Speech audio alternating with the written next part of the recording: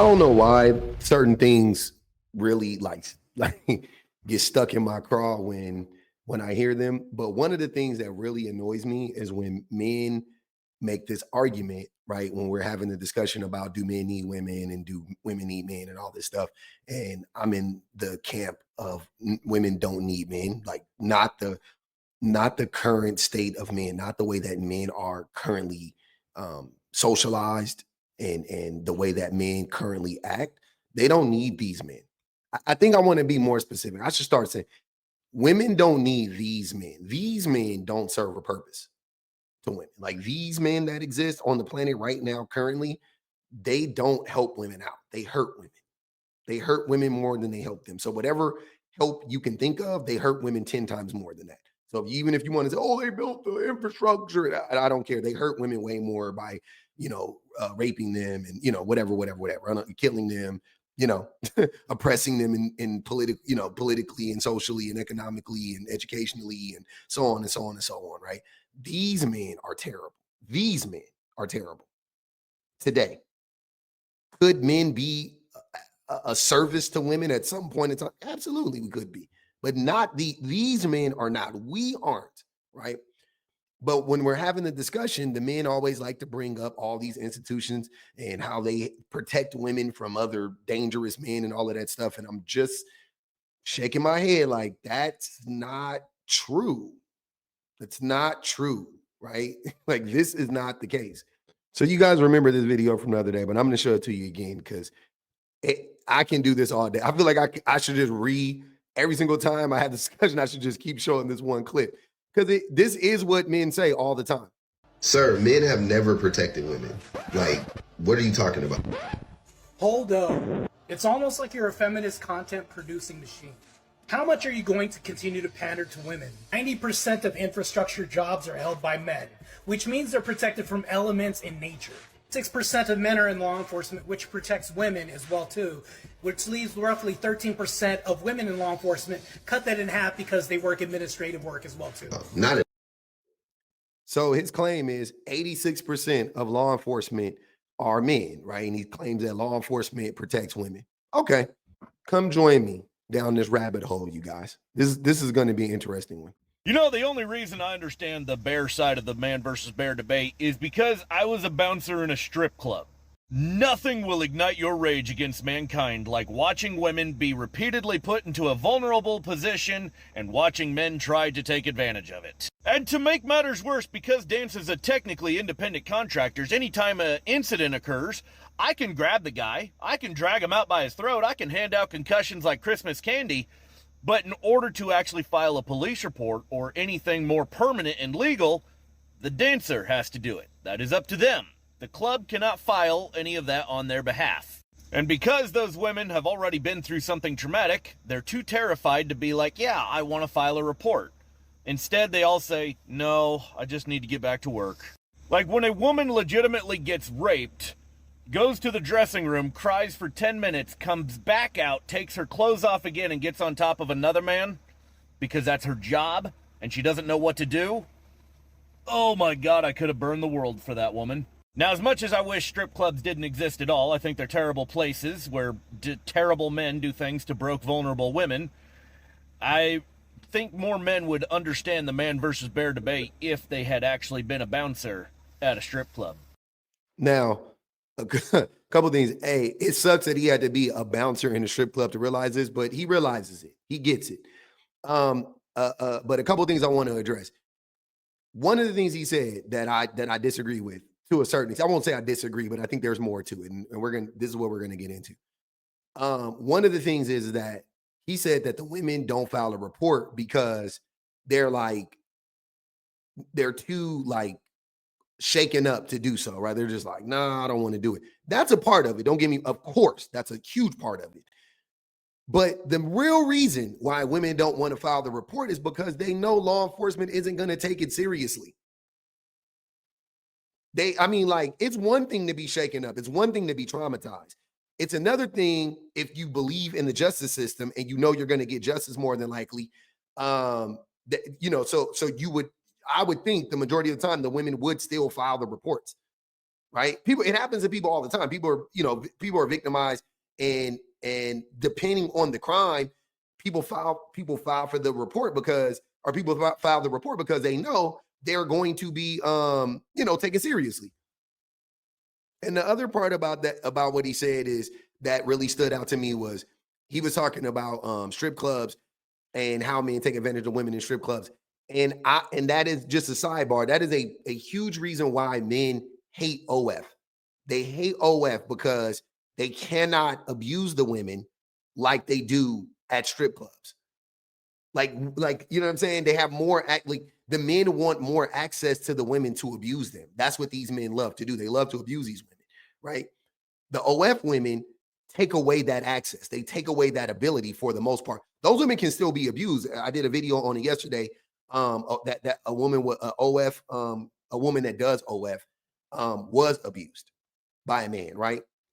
I don't think she wasn't abused while doing her job, but she was abused by a man. So I don't want to say like they can't be abused, but it just limits the access that men have to these women, and that's what they hate.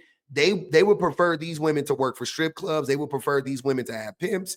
They would prefer these women to be sex trafficked by men so that they can abuse them, so they can take advantage of them. And this man witnessed that firsthand.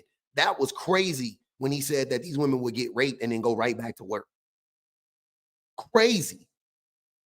I sold cars for more than 10 years. There would be days when I would be taking, like, I couldn't even function for the rest of the day because I got into an argument with somebody at my job, or you know what I'm saying, or a customer or something like that. Like we would get into it all the time with customers, and 99% of the time it wouldn't. It would roll off my back because it was a part of the job. But there'd be times when customers would be berating you, calling you everything but a child of God, and you would just be like, "Yo, what the fuck?" I'm at, bro. Like I didn't even, and you didn't even do anything to them. They just would be mad. They didn't get approved, whatever, right? So yeah, it was crazy. And sometimes that shit would take you off of the market, as we would say. These women would get SA'd and go right back to work. Like that is a different level of strength, right? Hold on to your butts now. We're gonna go a little bit deeper into the rabbit hole. This is what I was talking about earlier when I was saying like why women don't they don't feel compelled to make reports. They don't feel compelled to do so because, yeah, they're traumatized. And why would they want to continue to be traumatized when 99% of the time they're not going to get justice? 90% of the time they're not going to get justice, right? A city in Tennessee has settled a lawsuit regarding a serial rapist. Yes, not the offender, the city. You might be thinking, why would a city be settling a lawsuit for that? Great question. Women from the city of Johnson City, Tennessee, settled for $28 million as a result of a lawsuit brought by women who alleged that the police of that city failed to investigate their sexual assaults and conspired to shield their assaulter from facing justice. It is the most expensive settlement in this city's history. It does need to be approved by a federal judge and then determine how the money is going to be distributed. There are about 400 victims in this lawsuit, some of whom include children. This is the close of a lawsuit that exposed a series of allegations against the Johnson City Police Department. Among these allegations are that police violated federal sex trafficking laws and engaged in a conspiracy involving kickbacks to protect a former city businessman who was implicated in a series of sex crimes against women and children. So yeah, these 400 very brave victims sued the city, exposing that police had been benefiting from failing to investigate their sexual assaults, which was done to protect someone who worked for the city. And this is why victims are afraid to come forward. Exactly. That's it. That is why women don't want to come forward. And that is why the police apparatus, the law enforcement apparatus in this country are a joke. That's why you cannot say that they're protecting women. They're not.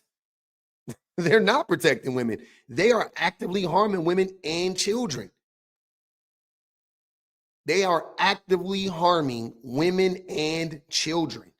$28 million paid out to 400 plus victims. 400 plus victims. 400 plus victims. Like, be for real. This is ridiculous. And I'm so tired of hearing that same old bullshit argument about how just because men make up 86% of law enforcement, it doesn't mean that they're actually protecting women. It means they're protecting themselves. If they really were protecting women, they would have more female representation. That is the proof that they're not protecting women. They would, if something is, if the difference is that great, that is the proof that they are actually actively trying to keep women out of it so that women can't protect themselves and protect other women. That's why. That's the proof. It doesn't prove that men want to protect women. It proves that men want to keep women from being able to protect themselves. And you can use that same logic in any other institution. Oh, this institution is 90% men. Yeah, they don't want women to have good, well-paying jobs. They don't want women to be able to run the infrastructure for themselves because they're afraid that women will maybe go off to start their own civilization without men. Like, I'm really thinking men are afraid of that. I think a big reason why men don't want women to be oil rigging, and they don't want women to own oil rigs, and they don't want women to control the means of production is because they think women will run off and start their own civilization where they have power, where women actually have real power. Why wouldn't I believe that? That's a major reason why they don't want women to get an education. That's a major reason why they don't want women to get jobs, well-paying jobs. Like, I can't help but think that. And this is in reference to what's going on in DC right now. Your favorite president, Donald J. Trump. This is what's going on. So I just showed you on a local level, that's a local police. This is on a federal level. This is what's happening federally. So I'm just getting off work right now, and I kind of just had this thought, and this is common knowledge in like my work bubble, we'll say. Do you know where the officers are coming from that are getting assigned to just roam the streets? Do you know what projects they're getting taken off of? Because I don't think most of these, like, most people know this. They're getting removed from things like human trafficking cases and child trafficking cases. Things that are monitoring active terrorism in the country and abroad. Like, and I only bring this up because one of the assignments I had today was some legal analysis and stuff of basically how Homeland Security is asking for the IRS criminal investigation, because all these agencies kind of have their own police force of to some degree, and the IRS is no different. And they want to now take people off of investigating money laundering. Again, it goes hand in hand with human trafficking. It goes hand in hand with child trafficking, just fraud, like blatant fraud, and not even just taxes and stuff. Like, we're talking about fronts for drug operations, a lot of stuff. And I thought they cared about the women. I thought the law enforcement cared about the women. Look, there's some bad apples out there. This is already know. This is y'all favorite go-to. There are some bad apples out there. Okay, cool. So I'll even chalk, let's say I give, what happened in Johnson City, I chalk that up to just like, that's just Tennessee, right? That's just like some podunk town in Tennessee. Okay, cool. Then explain this. I've been telling y'all the problems that we have locally, the problems that we have interpersonally start on a federal level. They like the shit that happens on a federal level happens in our homes. It affects the dynamics between men, women, and children in our homes. If they federally don't give a fuck about women and children, if they federally don't give a fuck about Black people, if they federally don't give a fuck about foreign-born Americans and American citizens or asylum seekers, if they federally don't give a fuck about indigenous folk, if they federally don't give a fuck about LGBTQIA folk, how do you think that's going to play out locally? How do you think that's going to play out interpersonally? You think interpersonally we're going to just ignore all? No, we're not going to ignore all of that. We are going to act that out in our day-to-day interactions with one another. If the federal police don't give a fuck about women and children, the local police won't give a fuck about women and children. The executive branch, and through Homeland Security, is making a deliberate effort to pull people away from fighting against that, to just basically terrorize the streets, just cause like conflicts, more problems, and harass people.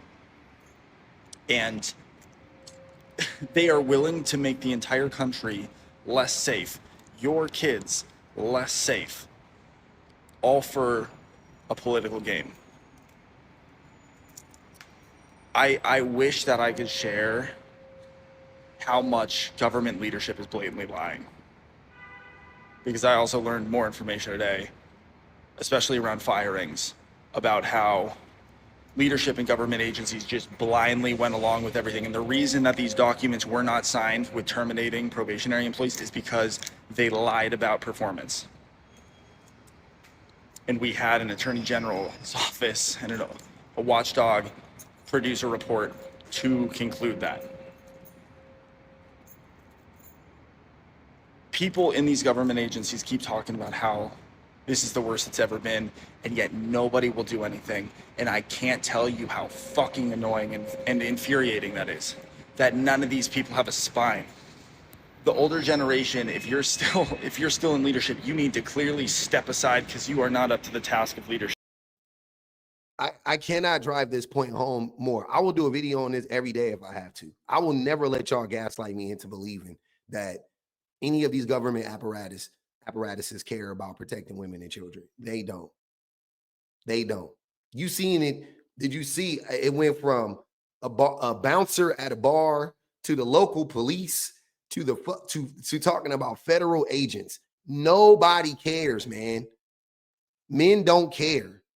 Men do not give a fuck about women. They don't care about protecting them. There is men do not care about protecting women. Period, point blank. We are not the protectors of women. It's locked in. It's sealed. That fate is sealed. And no matter how much yelling you guys do, no matter how much gaslighting you guys try, it won't change that fact. It is well documented. And every single time y'all try to lie about it, I will point it out. I will highlight it. It is so corrosive.